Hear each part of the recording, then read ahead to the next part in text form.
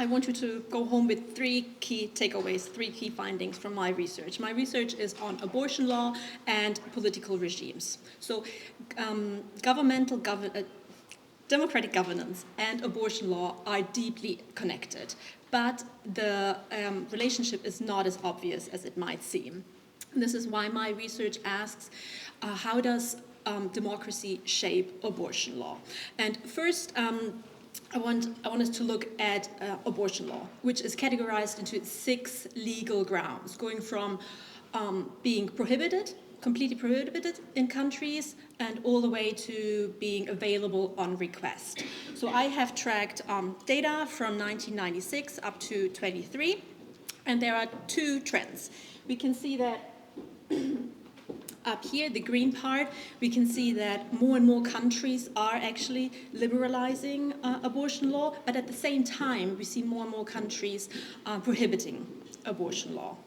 So, and now when we want to take democracy into the field and look at both aspects, I have picked one country which might come into the mind of many for you, which is Poland.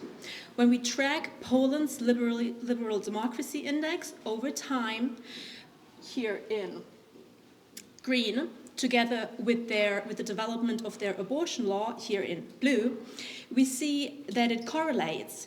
And once Poland started to decline democratically, which happened in 2015, here in red. This is when the episode of autocratization started. Shortly after, we also see a decline in their abortion law. So obviously there is an interconnection. And Poland is one example of the 4 patterns I have found when I looked at the data globally. And this is the last graph I want to show you.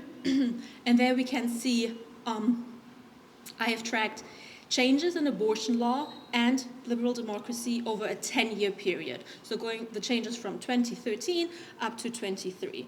And we see 4 patterns. The first one was a decline on both sides, so a double decline in democracy and abortion law. And sadly, half of the countries that are tracked here are experiencing both at the same time. But then on the other end of the spectrum, this green box, we see countries that improve in both areas. So this might seem obvious thinking of liberal democracies, but then we have 2 other boxes. We have the box up here. In liberalization, I called it, we see an improvement in abortion law, but at the same time, a decline in democracy. And similarly, the other box down here, restrictive progress, a decline in abortion law, but an improvement in liberal democracy. So, yes, many countries decline in both regards, but the story is not that easy. There's more to it, and my future research will look into causal mechanisms of these patterns. Thank you.